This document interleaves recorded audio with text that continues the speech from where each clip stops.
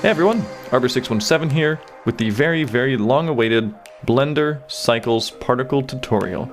This is something that ever since I worked on the Book of Enchantment, where I had the dragon breathing fire and I used all these cool particles, people have been asking for a tutorial. I said I'd get around to it pretty quickly, and here it is 2 years later. So whether or not you do Minecraft animations, or if you're just using Blender Cycles in general and you want to learn more about particles, this tutorial should cover all the basics, plus a lot more kind of interesting little tricks you didn't know about, as well as some advanced features. I decided to do this tutorial more in the order of how you actually use particles. Initially I was kind of brainstorming how to organize this tutorial, and I was going to go into the different, at first I'd go through all the settings, then I'd go through all the materials, but that's not really how you do particles. You kind of go in a certain order. You do one thing first, then you go do a little bit of materials, then you play the field. So we're going to actually be creating these more in the order that you use them. So it's going to be a little long and a little, what might seem kind of disorganized. I'll have in the description of this video, if you want to look in there right now, the description will have timestamps to all of the kind of different features and different things we'll be looking at. So if the beginning stuff is really basic, you can kind of look around there, and if you see something that interests you, you can just kind of jump right ahead. I imagine this video is going to end up being at least a good hour or more, as it's going to be very just kind of hands-on. Anyway, hope you enjoy. Let's get started. So you want to make particles. What's the first thing you need? You need something to actually create the particles. You can't have particles just come out of nothing. So first I'm going to do, let me actually turn on this cool little screencast thing. That way you can see my little, whatever keys I'm pressing will appear down here. So you can see what stuff I press. So I want to add a cube. And the cube isn't actually the thing you'll want to be using, but I'll show you why. I'll start with the cube first so you can see why you don't want to use the cube. And if we go over here, if you have the cube selected, we go over here into the particle settings on it, we can create a new particle system. And now if I hit play, it's creating particles.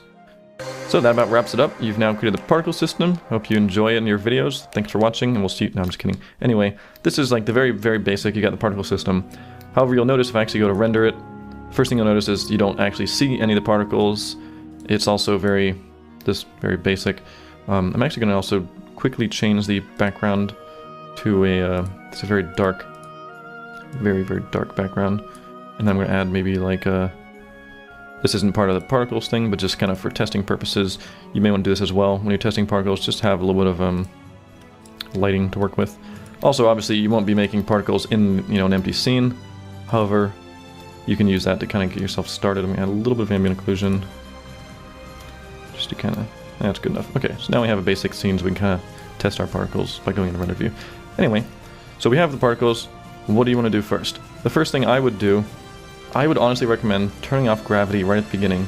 So if we go to all these particle settings, you can drop down all these checkboxes, hide them all for now. The very first thing I would do, go to field weights, turn gravity to 0. Even if you want gravity, it just helps at the beginning to have it off, and you can really start seeing a little more about your particles. The second thing I would do is we want, of course, these particles to render, because right now, again, we're still not seeing anything. And the reason for that is if we go into the render, we're rendering these things called halos. Not the video game, just some random little thing. So the second thing you're going to want with particles, after if you created your object that's emitting particles, you're going to want to do Shift A. We're going to want to add an actual particle object. And here, let's switch to something else. Let's switch to actually switch to cones. It'll be random, but whatever. Let's make a cone in the scene. Doesn't matter where the cone is, we'll just pull over here. We're going to name the cone. This is actually normally, when people tell you to name things, you just kind of skip it, and you're like, I don't need to name it. In this case, I would recommend naming it, and you'll see why later. So I'm going to name this, I'll name it cone particle. So we have a cone particle. And the reason you want to name it is if you have a really big scene, if we go back to the emitter, go to the particle settings, we want to, rather than emitting a halo, we're going to emit an object, and that object is going to be, if we click in here, we type in particle. I must have spelled the word particle wrong. I did particle. So we got the cone particle. Let me actually rename that so I can find it. This is why it's important to name it. But we want to, we can search for it in the particle settings. We can just type in particle and find it really easily. And this is good for if you have a big scene with lots of different types of particles, because then you can just search a particle and choose the one you want. Anywho, so now if I hit render, we're finally seeing, okay, we're creating particles. It's kind of working, although it looks very weird. But you know, it's a start. We got our particle system. And now I'll kind of show you why you don't want to use a cube. Let's say they're kind of coming out very slowly. So if we go into velocity, this is something I changed kind of early on. The normal velocity is how fast things fly out away from like the face. So see how these particles coming out of this face going that way, particles coming out of this face going that way. If I increase this to like 3, now it's pushing them further. But as you can see, it's just making these 6 different directions. And this is why I said at the beginning, you don't really want to use a cube as an emitter. It's not the best object. So let me actually just delete this, delete the cube. We're going to actually want to create something like an icosphere. The icosphere is pretty much I almost always use icospheres to create my particle systems because all the faces are kind of like evenly spread out. So now if I go to the particle system, we're going to add a new particle system to the icosphere. But wait, we don't have to set up everything again. Even though we added a new particle system, we haven't like chosen which particle system. If we go into here, we can actually choose the old one we created. You'll see it has a little 0 by it, and that means there's no objects currently using it because we deleted the cube. But I can go back and select it again, and we're back to where we were before. And as you can see now, it's a lot more like an actual particle system that's kind of shooting out. So let me make the particle back to kind of like 1. So some of the other settings you might want to look at is random. You'll probably want a little bit of random. Otherwise, everything's kind of coming out the exact same directions. If you give it like random of like 2, now you get a little more kind of variety. If I turn this completely off and have it purely random, you just get a little more mixture. I usually don't really mess with any of these other stuff. We'll come back to that later probably. It's just pretty much the normal and the random, all you really need to know in velocity. I usually make the normal a little more and the random a little less, like 1 and 0.5. So now we get some stuff coming out. The next thing you're probably going to want to look at is go back up to emission, and we're going to want the start and end frames, because normally you're not just going to be in an empty scene. You're going to be having something going on, and around frame 40, something blows up, catches fire or something, all the way to frame 100, and then stops. So now you've got it kind of goes for a little bit, then stops. And that's a little more of what you want. You'll also want to start looking at the lifetime early on, kind of decide how long you want them to live. This is of course in frames. So if you want it to live about 3 seconds, make it about 90 frames. Now they're going to live a little longer.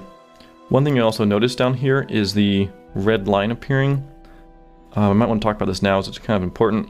This is kind of how much of this is actually calculated. If I were to make some crazy new stuff, now I changed the settings. See how it's kind of light red? As I kind of move along it, it will start calculating and they'll say, okay, all this is calculated. If I jump ahead, that's calculated, however this part isn't. So it kind of, if I scrub really quickly, see how it can't keep up. So that's why it's saying like, okay, what you're seeing in the viewport might not be what the actual thing is like because it hasn't done all the calculations.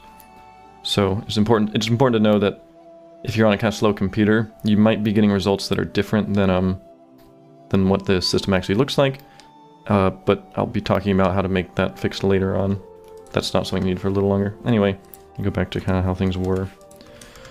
So you want to change lifetime, made the lifetime about 90. However, we'll still notice, oh yeah, okay. Might want to actually talk about now. See how it kind of did that little skip right there because it was kind of not calculating that caught up. So if you experience these weird kind of like scrubbing things where it's getting really weird, what you're going to want to do is go to cache, hide the other ones, and hit bake. And it will bake the particles, and now you'll see all the thing is red. It's no longer calculating, the whole thing is done and calculated. You can scrub through as fast as you want, and it's all good. Baking is very, very, very important. You're going to be baking a whole lot. You want to be constantly baking every couple minutes or so to really make sure that the things look correct. The more complex particle systems, the longer it'll start taking to bake. That one was almost instantaneous. As you get like collisions and fields, it'll bake a lot slower. But it's really important because now I can see exactly how everything looks. But once you bake, all these settings are grayed out. So I'm going to free bake it again. So yeah, sorry, so free bake when you're all done. Bake when you want it to be calculated. Free bake when you want to go back to editing. It's just good to kind of show you what the whole system will actually look like. Anyway, back to the emission. We got the lifetime, but we'll see the lifetime is everything's kind of hitting this little edge, then deleting all at once. I always add a fair amount of random. I usually make this fairly high.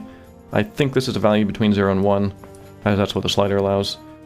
So I'm going to make it fairly random, and now we'll start getting particles that kind of disappear early, some that disappear later. And we've got a pretty cool particle system. The next thing I would do, this is, okay, let's go back to render. This is another very important thing not to forget, so I'm going to mention this now. If we go to render this, we see the particles, but we also see, you know, the big icosphere in the middle, which normally we probably won't want that. If we want, like, let's say these are sparks, we won't really want, you know, the thing emitting the sparks to appear, because you'll use this to, like, you know, be where the sparks are coming from, but you don't want just a big icosphere. So if you turn off the render emitter, that will hide the object that emits. I usually always have that off, unless you have like a sword that you want the sword to have particles coming off, then you want to still see the sword, obviously. But usually I kind of create the emitter separately and then hide it. It gives you a little more control. Also, you may want to you notice how we can see the big particle in the background. You may want to take this and move it to like a separate layer, and then have the layer hidden. I usually have like a layer where all my particles and little background stuff are, so you don't have to see that anymore. So now if I render it, you just see the particles coming out, so that's good. Anyway, one of the other cool things to do, so we hid the emitter, we changed around the lifetime, we have it come out between certain frames. One of the things that's really handy is this, the damp. The dampening is something I use a whole lot to really get a lot better variety. Right now everything just comes out, drifts at the same speed as if it's in outer space, and then disappears. However, if we add some dampening, like 0.1, it's basically like kind of drag. It'll come out and now see how it slows down. So of course now you'll need to compensate by making, you know, maybe double some of these values. Now it comes out a little stronger. But you get it, this kind of coming out, okay, that's maybe too much dampening. Let's go down to like 0.05. Now you get this kind of like, comes out and things slow down. That's even probably still too much. You probably do a lot less. Maybe lower the velocity a bit. So now we get it kind of coming out and things are slowing down. That's starting to look a lot more realistic. See how things kind of drift to a slow stop at the end? So already, the dampening is a huge thing. I'll be showing you a lot more about that later when I start showing all kinds of cool energy tricks you can do. I'll be doing cool examples at the end. And you can use dampening to get some really cool stuff. The other options I'm going to mention a little bit now while we're kind of on this is how to do some cool tricks with some of these settings. So right now we're having it come out of faces, which means it's just picking a random spot on all the faces and going straight out from that face. You can also do vertices, and you can get some cool, let me turn off the random, so it's going to be completely in the normal direction coming out from vertices, and you can get some really cool, like, you know, if you want some weird energy blast thing that looks, you know, very much like this, you can get some cool kind of bzz. So I've actually used vertices a fair amount of times, and I'll be combining this with something later on to show you how you can, again, how to do cool energy stuff with this. You can also do volume, and you might not notice volume much here. However, where the volume is useful is if we make this emitter huge, like the going around your entire scene, and then we change off the normal velocity, make it all just completely random. This is where you can get those like kind of drifting particles. It's kind of hard to see because it's white on white, but if I render this out, this is where you, oh, it's a little laggy, but this is where you get the kind of atmospheric particles that just kind of float everywhere, because you can have it just say, okay, I want to render particles within the volume, just kind of going in a random direction. But usually I use faces, unless I'm doing some kind of weird energy thing where I want to do vertices, or if I want some kind of atmospheric thing for the other stuff.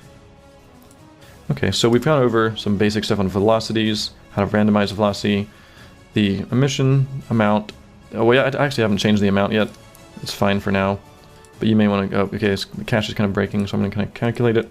You can also do, oh, sometimes you can calculate to, okay, it was already calculated, but you can sometimes calculate it to the frame. So we got some kind of basic thing now. It's looking a little better. Comes out, things fly around. Let me see if there's anything I want to talk about before we start moving on to some of the more fun things. So we went over velocity. Oh, back under physics, a few more things you might want to play around with is the size. I like to have a lot of random size. That way you just get a little more variety in the particles. They're not all quite the same. And then we have our damping, random size. One thing that's kind of cool you can also do, you can do this multiply mass with size. This is kind of handy to get a lot more variety. The smaller particles will kind of go flying out further and the big ones will kind of stay further back. I like using that. I actually kind of leave it on a lot.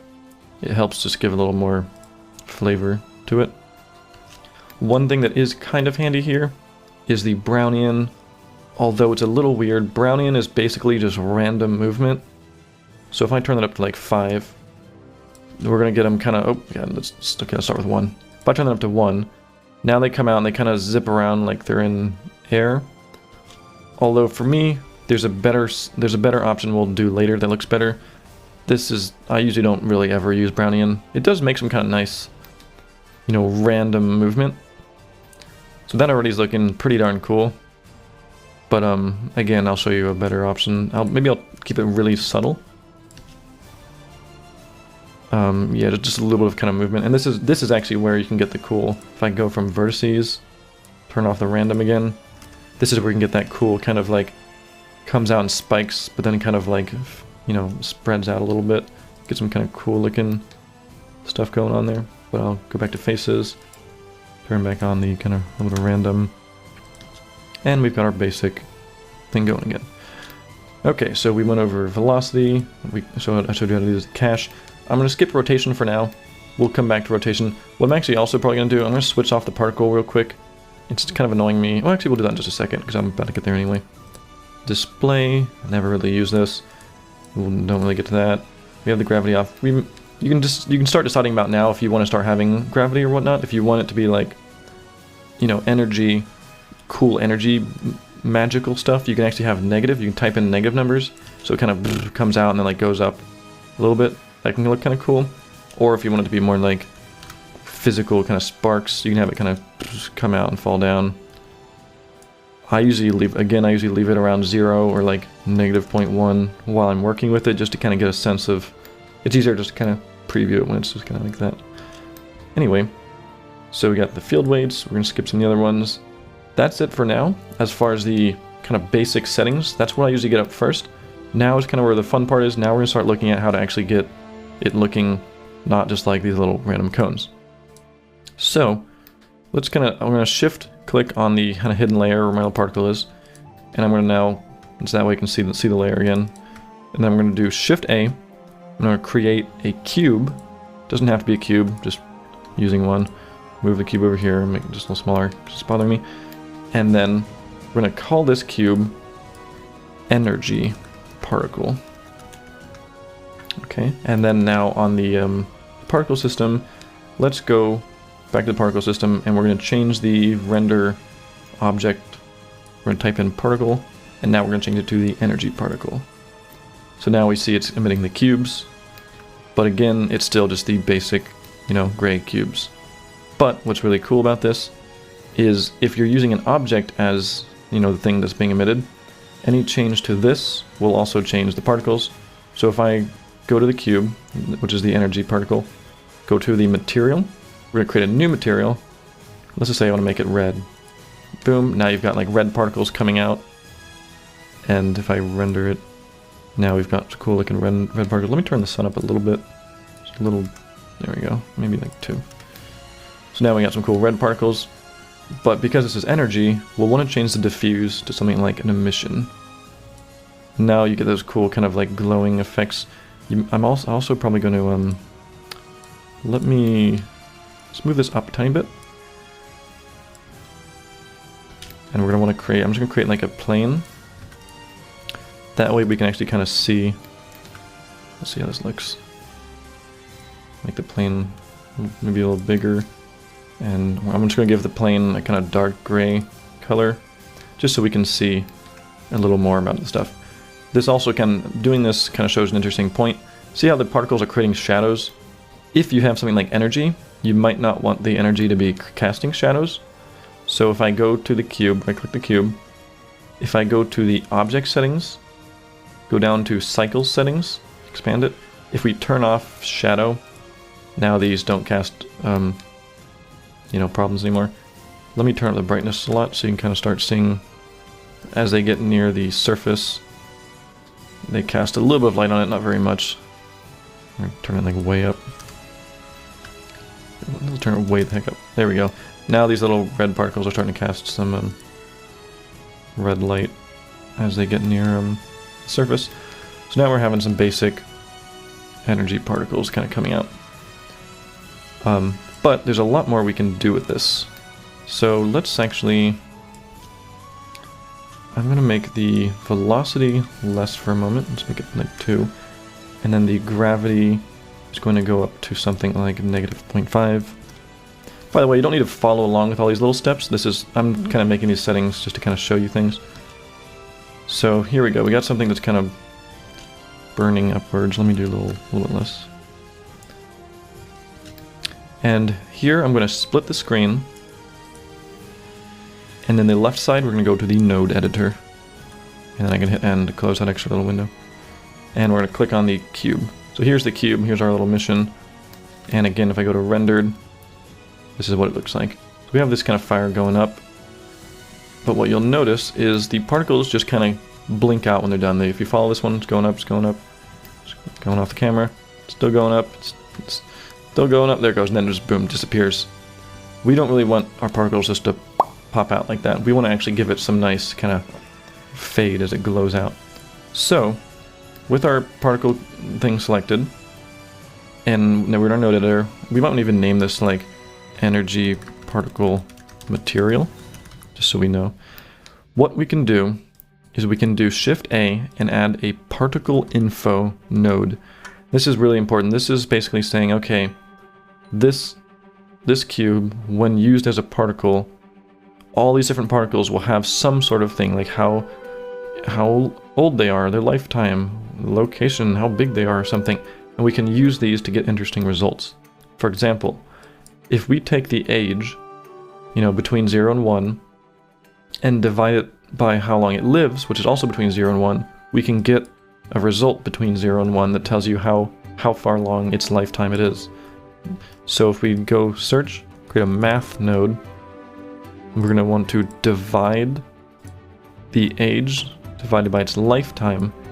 Now we're going to say for every one of these particles is going to return some value that goes between 0 and 1 until it dies.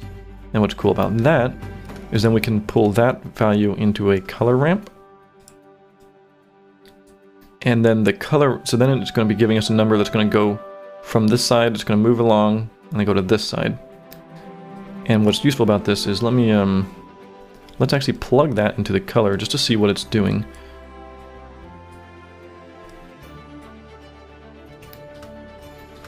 So it's kind of hard. Let me go less. I'm actually going to make this a diffuse for a second so you can really kind of see. Actually, emission would be fine. I could probably just... rather than making this black and white, I'm going to make it like red and bright blue or something like this. There we go. So now it's saying, so now we can see as the particles are first born, they're all kind of at 0 on this color ramp. And then as it goes through their lifetime, they're going to now fade to another color. They're going to fade through this thing. And when they pop out, they'll go to blue. But it's a little hard to tell because there's the random. If we don't have this particle lifetime random, let's set this to 0. Now you're going to see it's all going to be like as it moves up, goes to there, goes to the blue, and then it fades out to the blue. However, it's a little linear, and this is why I always have the random. Actually, hold on. Let me even do something a little different. Let's get rid of the icosphere for a second, and we're just going to add a plane, and we're going to put the particle system on the plane. Leaving the right one. There we go. Now we can really get a good sense of how linear it is. We can see how it's very much, it starts out red, goes to the kind of blue, and then fades out. However, you could use this for color, but another thing you can use is we can say, okay, I want it to go between, I want to mix it between an emissive and a transparent.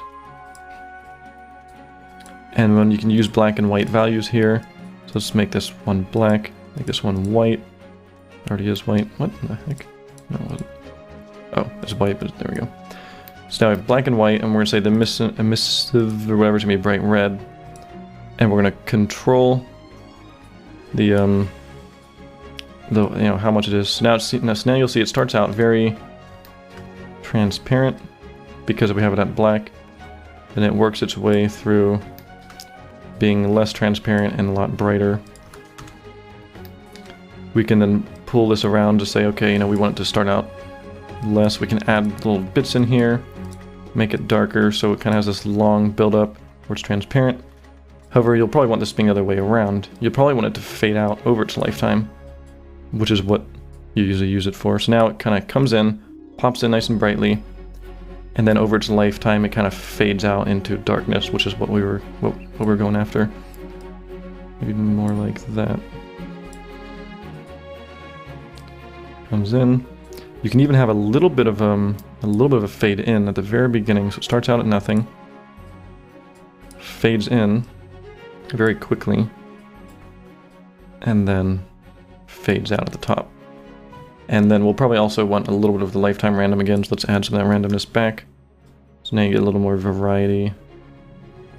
Starting to look pretty good, but we don't want it to be solid red. We want to also have some kind of color over lifetime. So we can also, just as we were controlling the the mix between transparent and this, we can duplicate this, have the same divide go into here, and just like we had just done a moment ago when we were doing the kind of color difference, we can make it go between like a light kind of fiery blue at the bottom, go to like a yellow,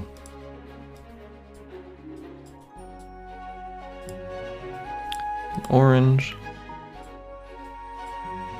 and a red. So now we can have some cool kind of like fiery looking thing where it comes out, gets kind of hot. You can really play around with kind of how much you want these things to be spread out. But you can see you can create some cool particles that change color over their lifetime. They change their transparency over the lifetime. You can make this kind of fall off a little softer at the end. And then we can also go in the particle settings. I'm going to even increase the lifetime randomness up even more. That way we get even more variety. Now you get a lot of kind of speckliness, which looks a little better. So that's a lot about the materials. Those are the main things with the materials. It's changing the opacity over lifetime, to have things kind of fade out, to have the colors change. And again, this is something you'll just have to kind of play with.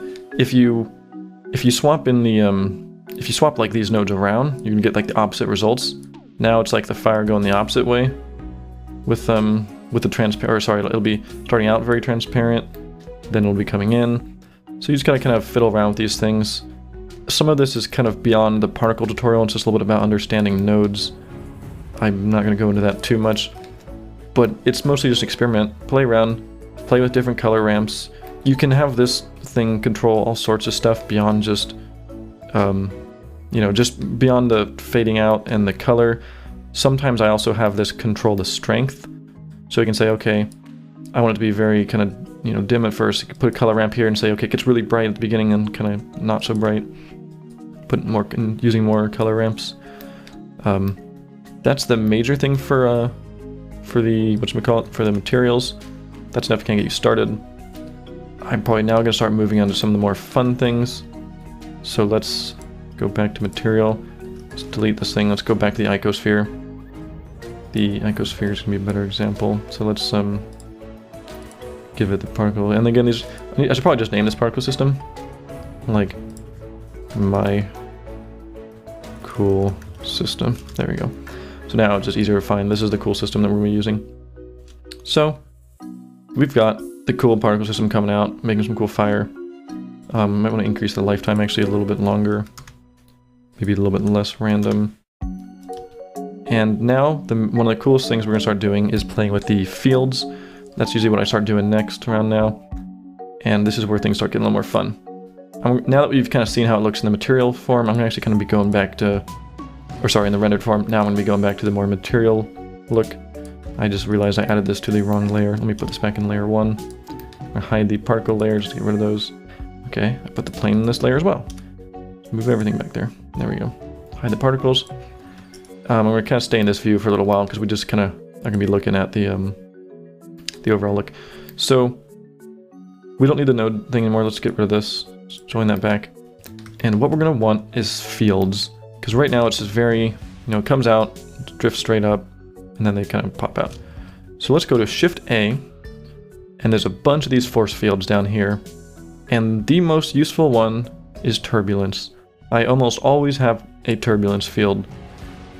And if we make a turbulence field, now we go back and play it, you'll see that it starts creating this cool looking, like, woo, everything's flying around. It's a little bit much right now. Let me actually turn down, if we click on the turbulence, go to physics, change the strength, let's make that a little bit less, 0.5. You'll see it kind of starting to behave a little more like fire now. The little small ones are zipping around a little crazy.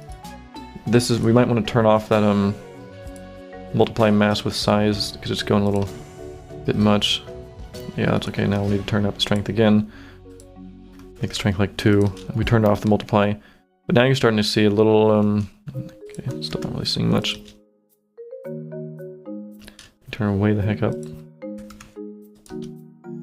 There we go. Now we're starting to see some kind of movement. Remember the Brownian motion? Let's compare this. Let's turn the strength off. Actually, let me set this up real quick as a comparison. We'll do a side by side.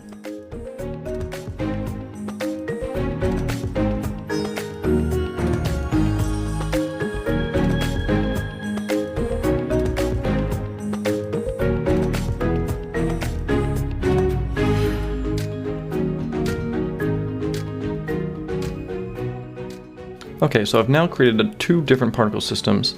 This one on the left will be using the turbulence that I just added, this new turbulence field. We'll be using the turbulence to control the kind of particle movement. And the one on the right will be using that Brownian thing I told you before. And as I play through it, you can see how much more natural this kind of turbulence one looks. It seems to kind of flow with the air. All the particles kind of drift together in like little more smooth kind of waves. Whereas the one on the right is just pure kind of randoms going out. And that's just an example of how much, this is just kind of showing how cool the turbulence field is and why you always want to use it. A big important thing to mention right at the beginning with fields. This is very, very important, so definitely listen up. When you make a field, the field has to be in the same layer as your emitter. So you see how I have this field. Let's make this field really strong. I have this set it to 20. And now it's, you know, it's controlling it all, it's making it look all cool and wavy. But if I move this, let's say this thing was on layer 3, and then now my turbulence field is still on layer 1. If I do it now, it won't be affecting it. And this is one thing I always, even to this day, I still have problems with that. I'll be like, why is my field not affecting it? And I keep turning the strength up. I'm like, is it not strong enough? I'll turn it up to like 1,000 and it's still not affecting it. And it's literally just the mistake of them being on separate layers. The reason this is actually helpful, though, is you can have different particle systems on separate layers, each being controlled by different fields. So let's all kind of move it back to the same layer. Again, if the field's not affecting it, double check to make sure it's on the same layer, because more often than not, it's not.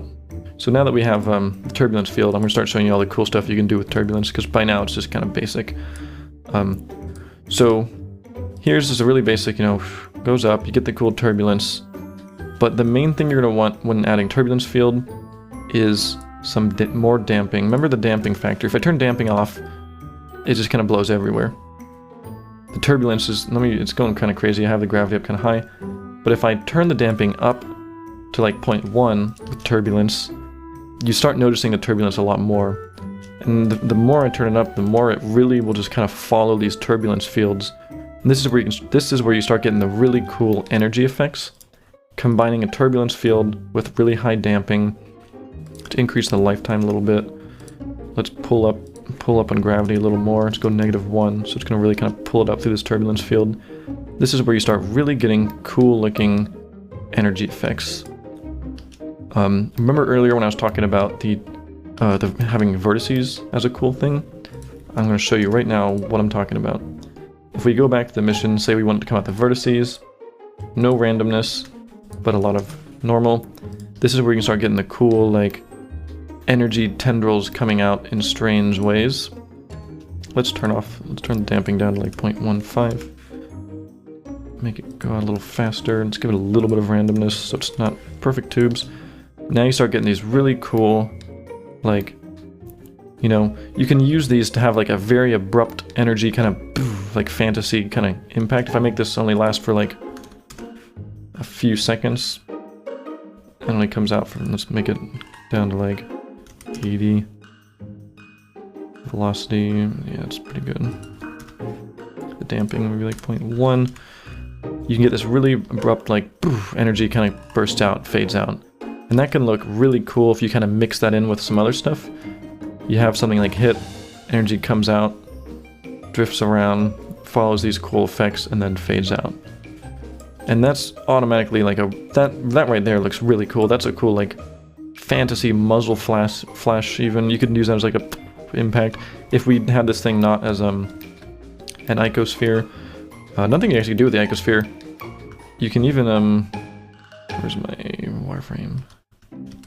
You can delete like the bottom faces off, and now you can get more of like just like a upwards facing thing. You can delete more faces and just get like the few in the front. Although for here I'm gonna leave the full thing on. So that's where like the vertices can be really cool. Having it come out the vertices, have it come out like cool tenderly stuff. If I have it really shoot out far, have it really pretty darn damped, you can really get these weird like strange energy things. And this is where just playing around with it's really cool. You just start messing with it and getting all kinds of cool results. Anyway, let's kind of tone down some of that craziness, go back to kind of how we had it. Let's kind of increase the, just kind of resetting up the settings again. So this is, oh, it's way too much here. So this is kind of how we had things before. Let's turn down the turbulence is a little much right now. It's up to 20, let's turn it down to like 10. So some of the things with turbulence that people might not know about is the size is really important. By default it's 0, which is also kind of a size of 1. I don't know why they have it. It's the same thing. But we can make it less than 1. It's kind of hard to tell, but if we go through these, we can kind of see, okay, you know, here's a little curve. Here's a curve. You can kind of see these little like curvy patterns it's following. Basically what is going on is the turbulence is creating this kind of like noise texture, like the clouds. That's not the best example, but it's creating one of these and it's saying, okay, everywhere that it's white, you know, it'll be going in one direction, everywhere it's black, it'll be going another, something along those lines. So we can change the size of that to make those kind of wavy things bigger. Let's make the size 5. Now you're getting these kind of big, now you can see this huge curve coming out here, another big curve going along that way. Let's make a whole bunch more, let's make a little more randomness, and even like let's double the particle amount so we can see a little more.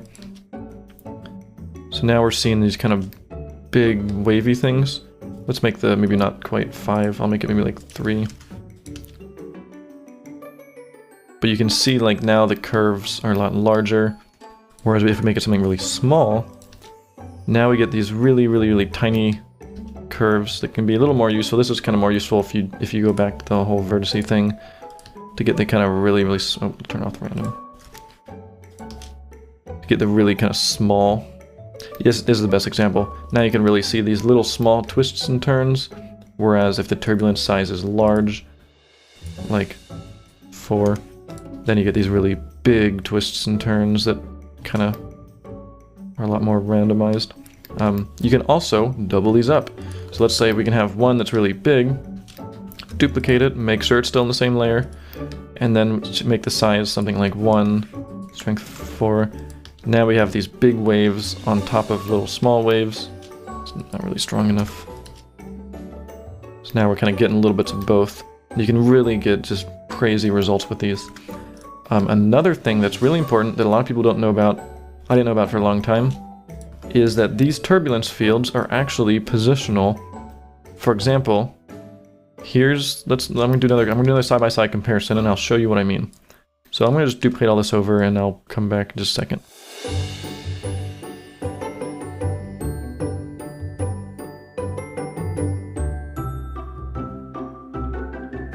Okay, so I've created two systems. They're on separate layers, so this one is only being affected by this turbulence, and this one's only being affected by this turbulence. That is the advantage to having the, separate layer thing. As I play through them, what you will notice is I animated this one. I animated one of the turbulences to move upwards, whereas the other one remains stationary. And what you'll notice is right around the middle, once this thing starts kind of picking up speed, it's actually pulling those little twists and turns upwards. You can see it kind of raises up the, as it's twisting, it kind of raises with the air. And that really adds a nice effect. Everything's not just stationary, it feels more like the energy tendrils are kind of themselves raising, like the heat's raising. What I also do, if you like that effect, if you want that kind of cool raising heat feel, what I do is you create the turbulence, you give it 2 keyframes, start and end, but then we want to go to animation. We want to make sure the keyframes of that thing selected. I usually go to select only, so we only see the frames from that, although in this case that's the only thing that's keyframed. Rather than it being this kind of slow start, quick speed up, and then slow end, we can hit the start keyframe, go to T, go to linear, and now it'll just move up in a perfectly straight line, so you get these nice heat constantly rising. Also, if we grab both of these and do Shift E, we can do linear extrapolation, which means it's going to constantly be, wait.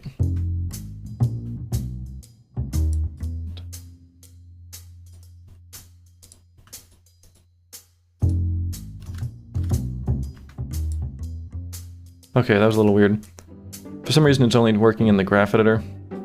I thought I used to be able to do it from within here. Anyway, if we go into the curve thing, grab all the curves by pressing double tap A to make sure it's all selected. Now do Shift E, do linear extrapolation. Now you can see that it's like constantly raising. So even after like, if I turn off the lock keyframe, even if I go forward like 1,000 frames into your animation, it's just always gonna be raising up, so you don't have to worry about it anymore. You'll have the heat constantly rising. And that's really handy for getting that kind of cool, just like the energy is kind of raising up with the stuff. You can actually even rotate this. If I go to here and like rotate it, you can get some weird kind of like, it's hard to tell. I would never recommend that, but you can. But basically just having the raising the turbulence gets that nice cool effect. So, I mean, we've already got some pretty cool looking stuff. I've showed you how to get different colors. I've showed you how to get the different, the fields that raise it up. I showed you how to have things fade out over time, the turbulence. Some other fields you might want to use. Some of these you just have to play around with. There's the wind one that just gives it some constant kind of blowing. Vortex is a lot of fun. Let's add a vortex. Let's add the vortex to this one over here because it's cool. Put it right in the middle. Turn off auto keyframe. Put it right in the middle. Just see what happens. Now you're going to get some kind of more, just kind of twisting around the vortex. Probably kind of center it a little more over the thing. I'm not going to go too much into these because this is more just stuff you'll want to play around with. But you can see it's kind of now creating somewhat of like a spiral. Let's make the lifetime a lot longer, like 250. So now it's getting some cool spiraling around. I can also create, let's go to this one over here, maybe create like a force, and then make sure it's on layer 1.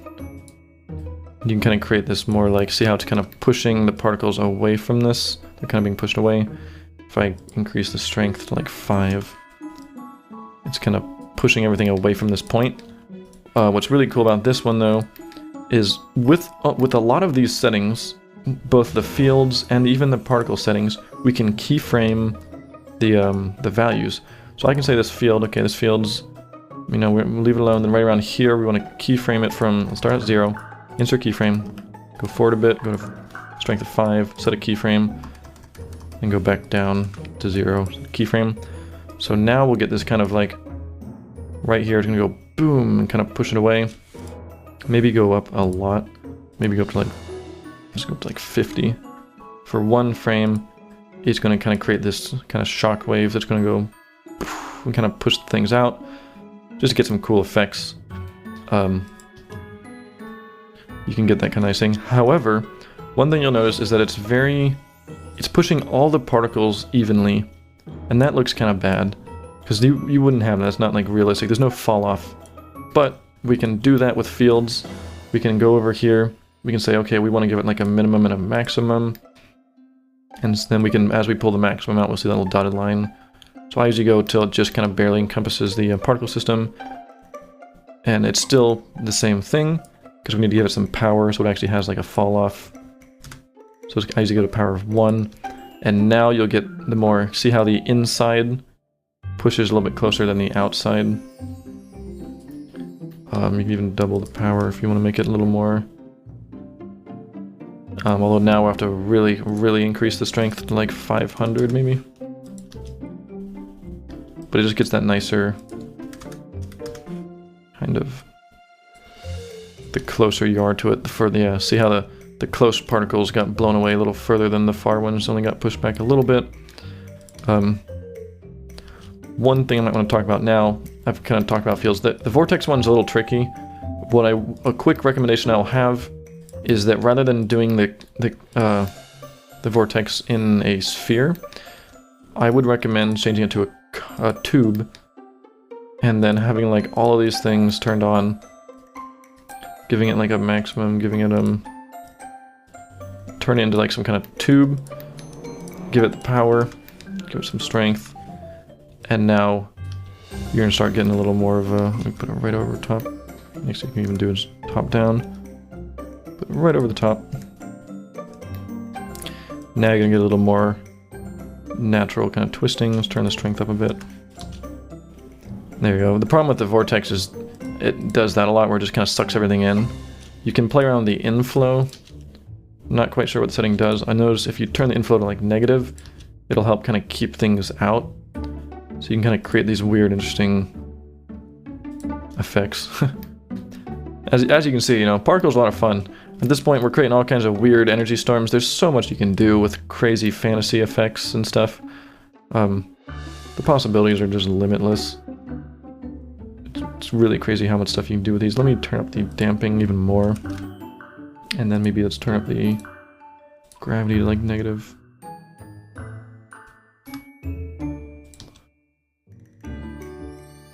We're getting all kinds of weird, cool results. The one over here, of course, just kind of comes out and then gets blown away by the field. So, we've got all kinds of crazy things going on right now. Let's start looking into the next steps. I'm going to go over the, kind of a little bit more about the rotation and stuff of this now. So let's change the, let's unhide these particle things. I'm going to give the, this energy particle over here, I'm going to give the cone that same material. Let's say we're going to give it a new material. No, wait. Actually, I can just choose a drop down here. Let's give it the energy particle. You can't really tell. It's kind of... Yeah, it's actually invisible because it's invisible by default. But if I give this particle system a... Where'd it go? Oh, back down to the render. And then we're going to change it to the cone particle. Now that I gave the cone particle the same settings, it still has the same look and feel. It's just in cones. And the reason I'm going to use the cones for a second is to show you a little bit more about rotation. So let's increase the size a bit. And with rotation, it's honestly kind of self-explanatory. You just need to kind of look at it and, you know, turn on the rotation. You can start kind of randomizing it if you want to have things that are random. You can make it like a kind of global, pick one as a global, have it come out of the normal. As things come out, you can turn off the random. These are things you just kind of want to play with, honestly. One thing that is kind of handy is you can give it like some velocity, so it will kind of rotate over its lifespan. Give it some random and like a bunch of velocity. You get it so they kind of... That's not really doing it. Sometimes you have to turn on the dynamic. Yeah, now you see how the particles are kind of spinning around. You can get some interesting results by doing that.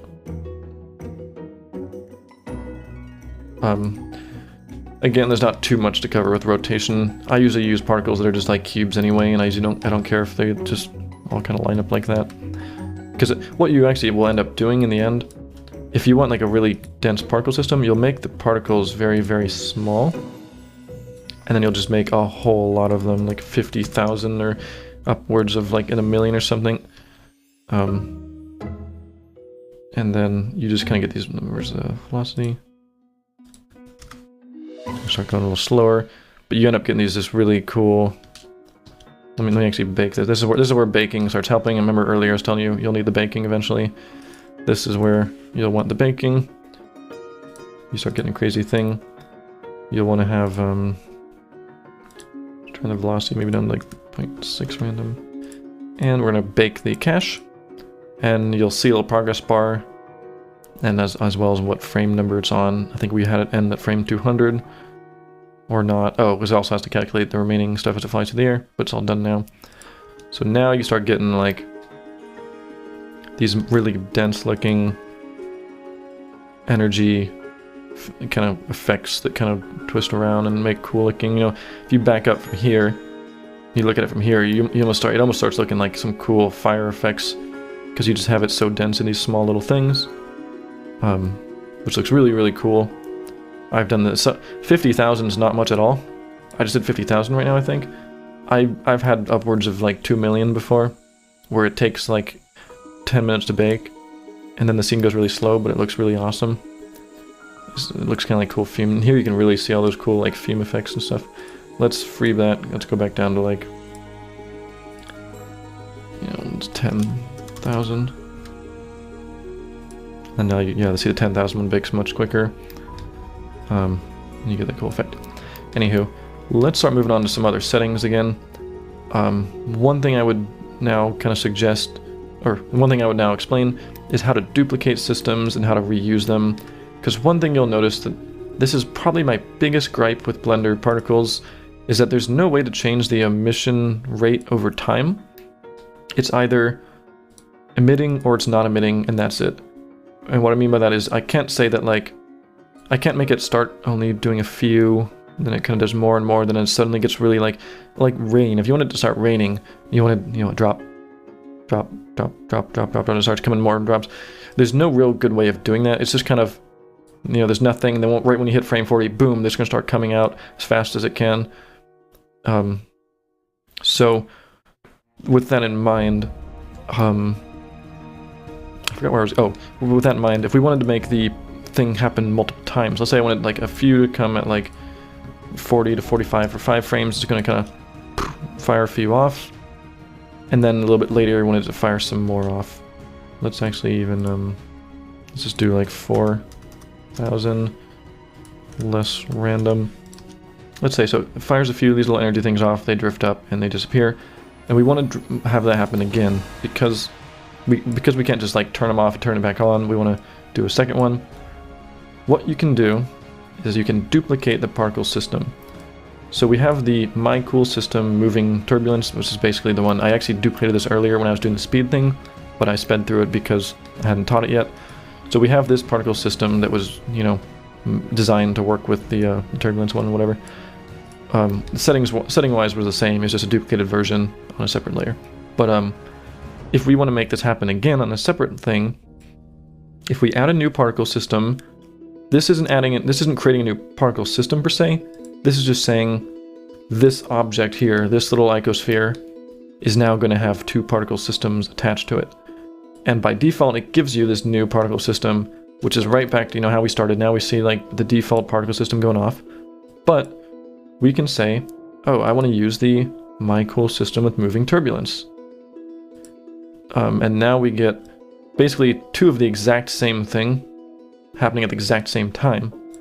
But with this one, we can say, oh, we want to, you know, change the frame so it happens at a different time. But be careful. This is a very important red flag. If we say, okay, we want the second system, you know, here's number 1, here's number 2. If we want to make number 2 start at like 100, go to 105, oops, 105. This is also another gripe with particles.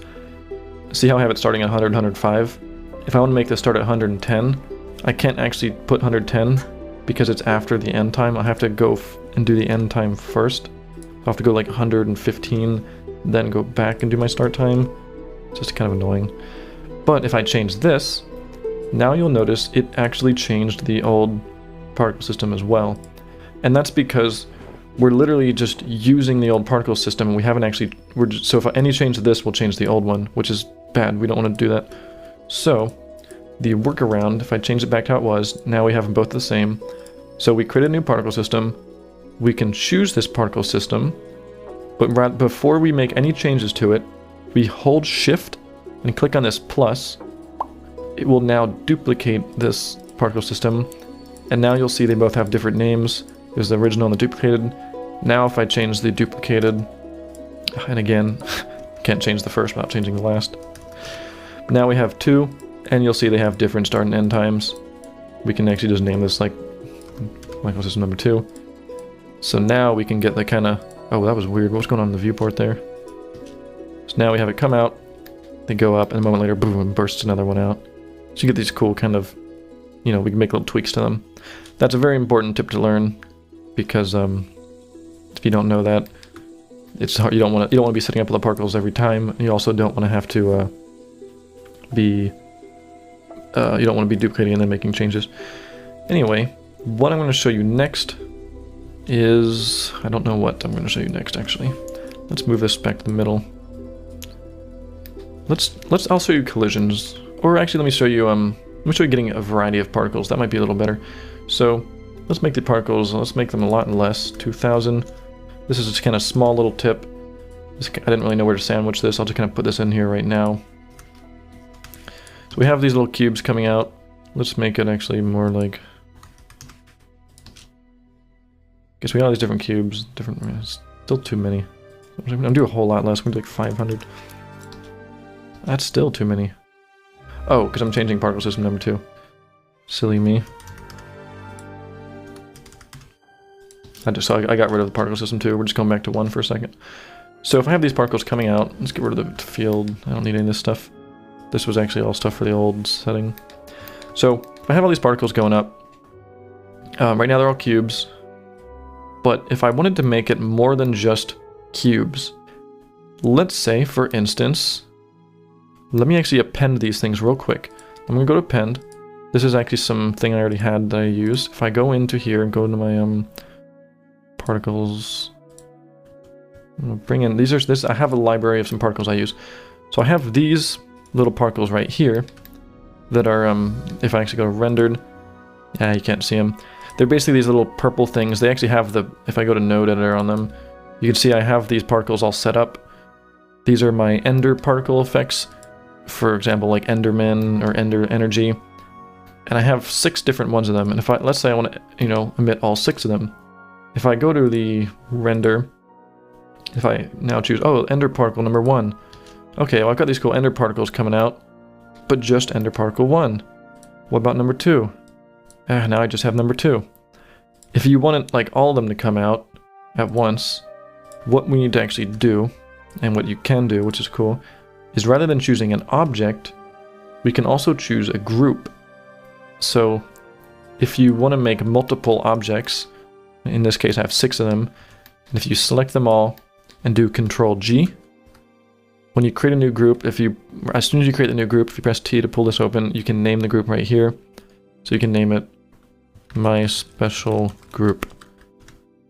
And now on the emitter, if you go to group, and there's my special group, now it will like randomly pick different particles in that group.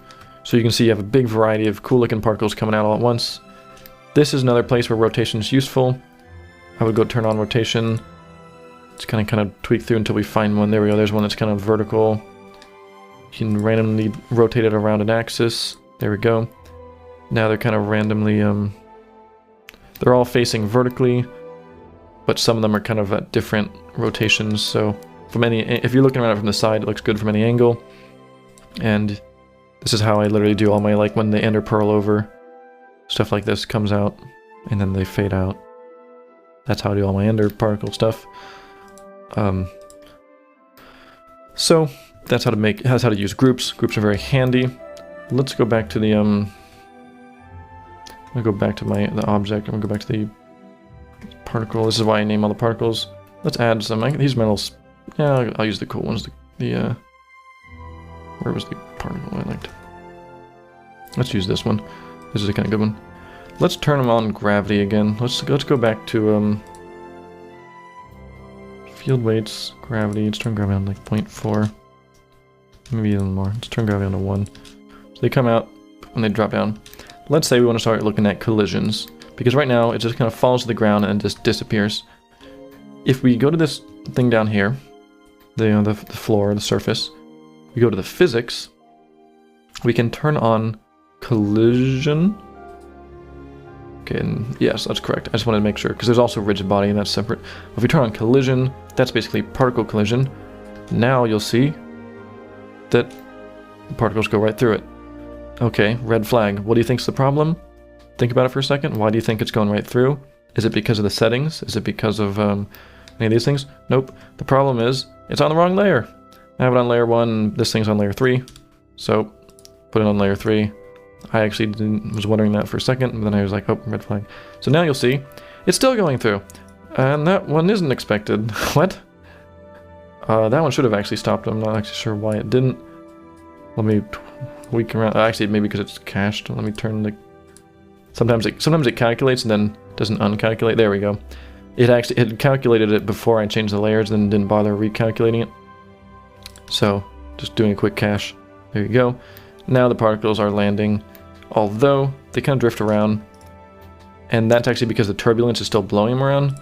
So what I usually do is turn on like the particle friction a lot. Some randomness. You can actually make it a little sticky. And now you'll see it'll be more like kind of what you expect. To kind of stick to it, although the wind's still kind of blowing them around. Let's turn down the damping a lot. Other you physics.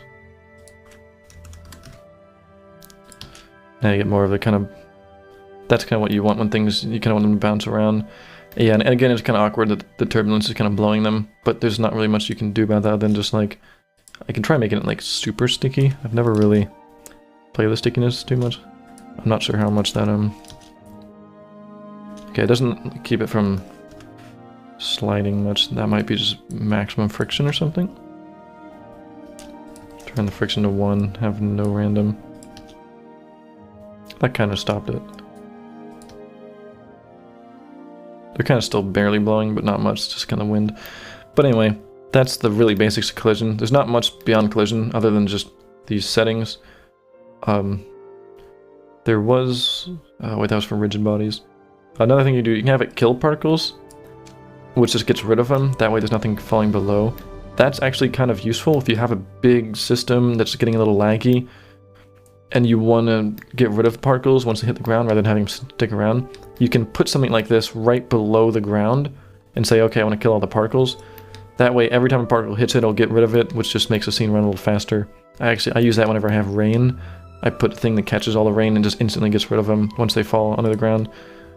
But that's about it for collisions. So I've shown you almost everything there is now. One thing I'll just kind of, at this point I'm just going to kind of go around and start looking at things I may have kind of passed over. We'll kind of talk about some things. The seed is a kind of important one. If you have something like this, and you just don't quite like the look of it for whatever reason, the seed is just like a random thing that will make it slightly different.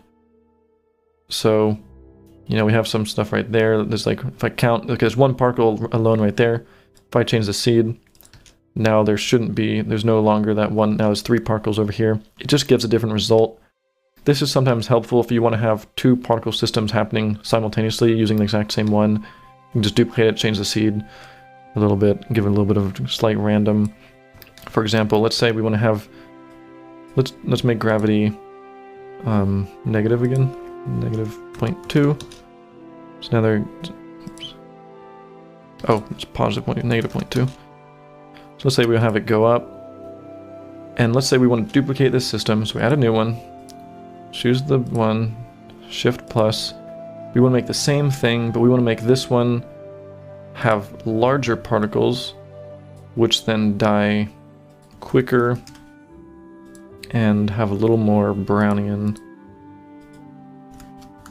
So now I have bigger ones that kind of go away quicker. However, they're following the exact same pattern as they're like inside the same ones as the smaller ones. So that's where you'll duplicate it, give it a different seed. Now you have it kind of more just randomized, mixed in. It's a little hard to tell, but again, sometimes you will want to use the seed. We've gone over all these things. You can really get interesting with adding different object types as the emitter. I haven't shown you any of this stuff. This is stuff you just kind of need to experiment around with and kind of figure out on your own almost. If I make this thing, move it to this layer.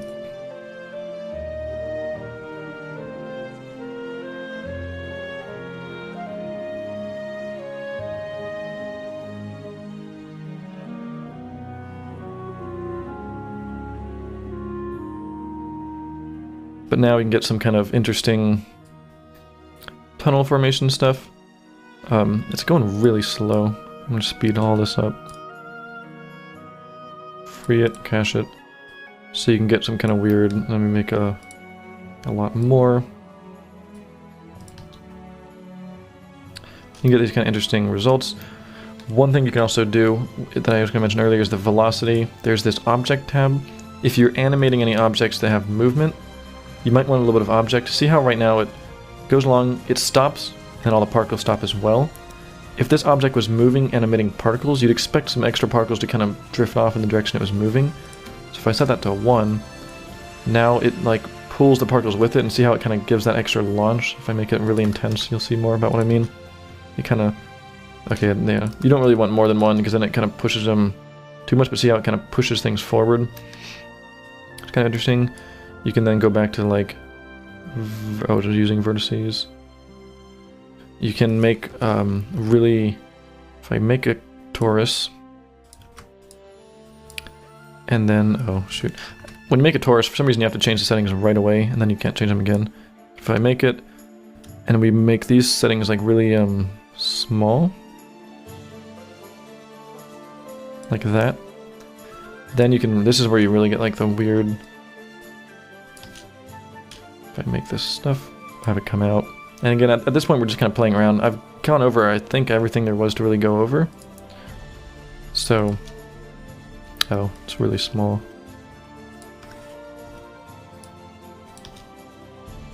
If I go to the... let's see.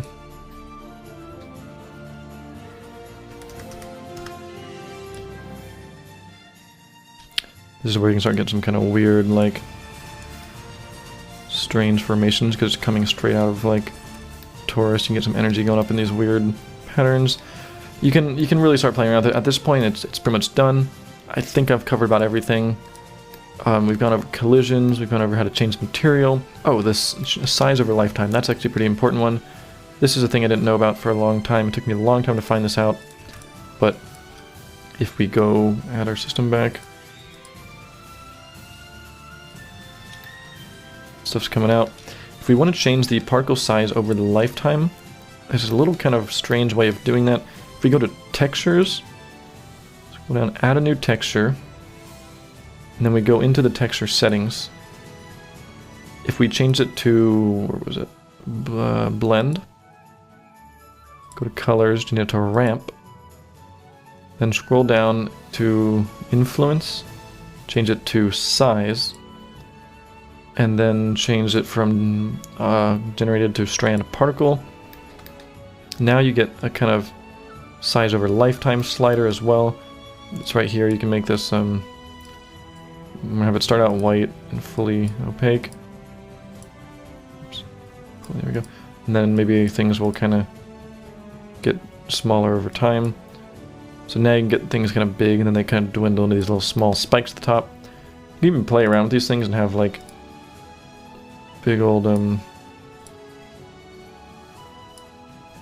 stuff like this kind of right in the middle, where you kind of get these little like pops big, goes back to being small. So now we get these, you get some kind of weird effects where it kind of gets small, and now you see how they're kind of making these little pop pop pop pop. You can really get fun with the blends. You don't have to just make solid blends. You can do kinds of stuff like this and get some weird results. Again, you probably want some turbulence to this, or some Brownian. I don't think there's any turbulence on this field anymore. I'm on a completely different layer now. Let's go back to layer 1. Actually, I think I completed that one. It's layer 3. I'm not even sure anymore. Other things you can do is in the settings, we can make, let's say we want one turbulence field to be affecting multiple particle systems all on the same layer. If the turbulence is being a little bit too much or not enough per system, you can go to the field weights and say, okay, for this one system, I want the turbulence to be really strong. The same turbulence field that's controlling the ones to be really strong. So you can kind of give it different settings. Give it maybe a little more resistance. Probably way too much now. Maybe just make it like 2. Yeah, it's going a little crazy. So then again, cache. I'm kind of trying to think if there's anything else I missed. I think I've pretty much gotten everything. Gotten? Is that a word? Pretty much got everything. Let's see. Let's just do a quick overview. I can start looking at a few quick scenes if you want. To kind of end this tutorial, go over, maybe open up some old scenes. We'll kind of look at them. I'm just seeing if there's anything before I close this down. I don't use a lot of these stuff. Yeah, that's the major stuff. There's a few things that are a little weird with like using smoke stuff. I'm not going to cover the smoke. If you're wondering how to do null effects was really weird. That's not like a... It was a strange workaround that was a little more advanced and it wasn't even that efficient. So I'm going to kind of skip that. Unfortunately, if you want to do smoke stuff, particles aren't the best for smoke in cycles. But again, yeah, I think that's about it. I showed you how to duplicate it, showed you all kinds of stuff. Let's start opening a few of my old scenes, and I'm just going to kind of show you kind of how the particles were set up there, and we'll take a look at that. Okay, so here we are in the scene that kind of inspired it all. This was the first time I did particles and one of our old animations, and we're going to start looking at it a little bit, and I'll show you all the different things I'm doing. So again, this is where the thing that's creating the particles for the dragon is actually just a plane, because most of the stuff is going to be very just directional. I just want it coming out, flying in a straight line. So we don't need any of that kind of icosphere. We don't need things blown out sideways. We need it kind of more, directional. And if I click on the plane, again, you can see these little ender particles I used. If we go to the particle system, there is the... See, okay, so we have 4 systems. It breathes fire once here. So it's dragon breath number 1. I think that's, 2052, so that's right around that's here. So Dragon Breath 1, and Dragon Breath 1 has 2 different systems.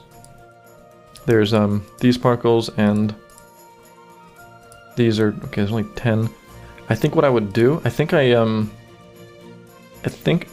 left these in the viewport. I would leave it at like 1/100th of the amount of particles or something, and then I would crank it up right when I was ready to render. What you can do with these numbers, if I type in like *100, I can multiply it. So I can then say, okay, now it's a lot more. Let's actually multiply it even more. I think when I was ready to render, I would do like a times 1,000. And then now, there we go. Now we're getting like, so I had a mix of these kind of small, this is what I was talking about, the really dense small particles. And then I also had the kind of more energy shaped textured particles. And when you mix them together, you get this nice kind of variety. On top of that, I had the floor as the, actually I think I might have had the whole, yeah, this entire world is acting as a collision. So you'll notice that it works very well. You can turn the whole object so the particles hit the ground and then drift off it nicely. I believe there's turbulence. There might not have been though, because this was the very first one I did. The particle settings, nothing really fancy here. System, not sure I even really knew much about like a lot of the stuff I learned later. Just throws a bunch of velocity in, a little bit of damping, collides with stuff. Really basic. Then again here, same thing. I think for this one, I had it way the heck turned up. I had the yeah, I would multiply this by like a whole bunch when I was ready to go. Then you would get the cool, oh, it wasn't that one actually, it was this one. And then like here you can see like if you have an interesting shape for the collision, you can get really cool like stuff bouncing off. But again, this isn't really that complex. Everything I've showed you in the tutorial today can lead you to make these cool dragon effects for the flames. It was really just, I had a whole bunch of particles, I had some collision, I had them changing color in opacity over life, had some turbulence, and that was literally that. If it's getting a little laggy in the viewport, you can turn off the eyeball, which means, okay, you won't see them in the viewport. So now the viewport runs really smooth, but when you go to render, it will render it with the particles, which is handy because you don't have to worry about seeing them. I also use the trick with the particles a lot where, this was something I mentioned in my lighting tutorial. If I go find the particle, there's probably a particle here. I use the trick where old nodes. This is, yeah, you can see I was just learning how to make particles, had all this unused stuff up there. But even all that. So, okay, all of this is useless. That's all test. Anyway, I had there's the trick here, we can make the energy particles brighter than they appear, so they light up the scene a little more. If I go that, you can see how they're really casting light into the scene. And again, that is with the light path technique, where you can use the camera ray to get brighter if it's the camera ray or not. This is more of a lighting thing. This isn't really much about particle systems, so I'm going to move on. The bow particles later on, you can tell we were playing around particles the first time. We had all kinds of, like, every time we punched someone, we had particles coming out. We were just really kind of learning particles with this to make it look cool, which helped a lot because we learned a lot about particles. For this scene, this was where I was really playing around with, like, the whole turbulence and damping. Oh, okay, it wasn't animated here. Let me actually switch over real quick. So in this scene, everything in the scene I made black except for the particles, and that way, oh yeah, okay, they're turned way down, so let's go way the heck up. That way I could render it out on black, and I could actually tweak and put extra effects. But you can see the same principles are used. Got a turbulence field moving up. I got these particles with a lot of damping here. I have them coming out of the faces. It's probably not too much random, mostly just normal. I have it so they kind of burst out at the beginning and kind of slow down as far as their velocity. But if we have them as this, now I get this cool kind of render of this only. And what I actually ended up doing, I used something like, I used After Effects, I think, to get, I put a vector blur on it to get this cool kind of magical energy look. But yeah, so that was a separate render. But you can see the particle system itself isn't really any more advanced than the stuff we were just making. I think I used a torus where I deleted the bottom half. That way it just kind of emits up. Another one, this is actually one that people were interested in a lot. Here we go. This was the old animation tutorial series I made, and the thumbnail had the same thing. In fact, I even used the T-bow set because the particles were already there. But again, it's, you know, it's the same matter of what we've just been going over. Let me, let's unbake it real quick. And change the, yeah, the particles are in like the millions here. Let's turn it down to like 1,000. And then we'll make this size a little bigger to kind of compensate for that. Let's go to the size was really very, very small. Let's make it a little bigger and recache it. And then I'll kind of show you what I was doing. So basically for this, same thing. I had the kind of fiery effects. Comes out, follows the turbulence. You can see all the kind of turbulence. They fade out over time, change color over time. And that's it. There's really nothing more to it than that. It's just when you're all ready to go, if you want to make them a lot smaller and have a whole lot more of them, you get that really kind of dense energy feel. There's also a little bit of stuff with compositing. Particles always look nice with a lot of depth of field. Here I have depth of field of 0.06. So when you render it out, you get that kind of nice particles in the background and more blurry. Also, there's things like the boosh. I have like the kind of bloom glowing over it. Let me actually kind of show you what that looks like real quick. So again, with particles, you know, here's what it looked like normally rendered. We added some cool mist. We added some kind of small amounts of glow, some bigger amounts of glow, which is kind of loading for a second. And then we did some color correction. You can really get some cool looking stuff with the particles. This was actually a very old scene. This wasn't the one I was looking for. I'm gonna see if I can find the new tutorial scene. I couldn't find the exact scene, but I'll probably just pull up the render on the screen right now and kind of show you what it looks like. It's just a little more advanced. Of course, I had done it like a year or so later than the old tutorial, so it looked a little better. I will pull up this scene as the Steve vs. Herobrine fight in Animation Life 2. This had a lot of little small particles here and there, kind of really used in a bunch of different places, and I can show you how minor particles can be used. So here we have the good icosphere example, where a small icosphere is being used just to create a little spark, and the particles fall down and they actually land on the ground and bounce around a little bit. So just a little subtle thing makes like the thing being struck. I then use the same icosphere I keyframe it so it moves kind of with the sword.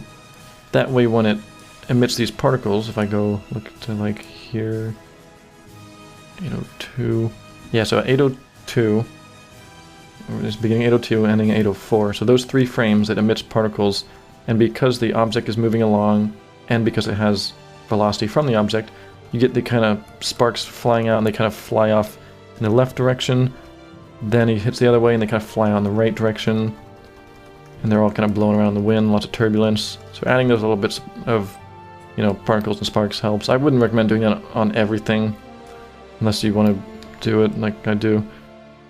I just get carried away with particles. Here's another example of the more kind of fun ones, and this one, I have a very little thin torus. Again, I think it's emitting from the vertices here. Yep. So you get these kind of strange line work, which just kind of looks a little more interesting. Lots of turbulence, and then all at once, it kind of gets energized and laggy.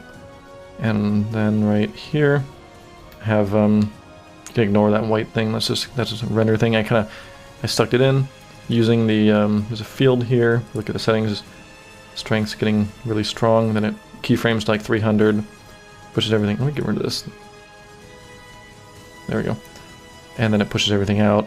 Same thing, it has this power, has a maximum radius, so then it throws all the I wish this shot actually held a little longer, because these particles looked really cool. The camera cut away, unfortunately, very quick. But I was actually really happy at how that blast turned out. It looked very cool. You could even see the energy, things like hitting the walls and kind of stopping. Unfortunately, the camera cut away as he kind of went flying and you couldn't really get a good view of it. But, that's mostly it. I don't think there's much else to show. If anyone has any questions, that's something you can maybe ask in our help and support section on our Discord. If you remind me, I'll put a link to our Discord in the description. I check the help and support and creations all the time now, so if you're ever using these particles in your thing and you run into a little problem, just post it in help and support. It's a pretty darn good chance I'll see it. I do enjoy particles, so I do enjoy kind of helping out a little bit. But more than anything, I just recommend you to play around with them. Don't forget like the cardinal rules about making sure everything's on the same layer. Don't forget about, the kind of shift clicking on the plus to duplicate them, otherwise you'll mess up your old one. All the different things you can do with the objects to make the materials. If I go in here and type in particle, you'll see that we have all these different all like the, where are they? There's a bunch of them in here. For some reason the allies are tiny. There we go, energy particle, there they are. You'll see all the different types of particles I use. There's like a sparky one, there's like an energy one, there's like a lightning one. You got all these different ones.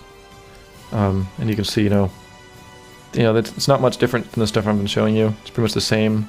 The only thing I really added was this kind of light ray thing to make them brighter than they were. That's about it. I know I've said that's about it many times now, but that is actually about it. Again, help and support, have fun, experiment around with them first. I'm really curious to see your own things. If you do make your own things, definitely share them with me. I'd be really curious to see what you guys make with these particles. But remember, it's not about just playing around with them in an empty scene. If you don't apply it to anything cool, it's not really gonna go anywhere. A lot of times I see people make these really cool effects, but it's not like applied to a cool story, or it doesn't really make sense. They're just kind of particles for no reason. Using them in the right places, using them like we did in the Book of Enchantment, where you have a dragon using flames while the character's running away. That's really what makes particles awesome. Having things like, warping portal effects and whatnot. Anyway, I really hope you enjoyed this tutorial. Again, this is something I've been planning for 2 years now. Finally decided I'm just going to do it today. So I did it. It turned out pretty long. Let's see how long it is. It's actually 1 hour and 31 minutes. That was to be expected. I hope you enjoyed it. If you did enjoy it, please leave a like, leave a comment. Let me know. This is something that, it's kind of important to me because it's something I've been wanting to do for a long time. I didn't organize it the way I was initially going to. I was initially going to just kind of go down all the settings, tell you about every single one. Hopefully you enjoyed this a little better, where I just kind of go in the order of in the order of what I do. Anyway, hope you enjoyed. Leave a comment, leave a like, post your stuff, have fun, and I will see you next video. Not sure what that'll be. Oh, if you're wondering about the BPS Rig 2.0, I'll mention that in the comments. It needs a little more updating. so it'll be a little bit later. Anyway, thanks for watching and see ya.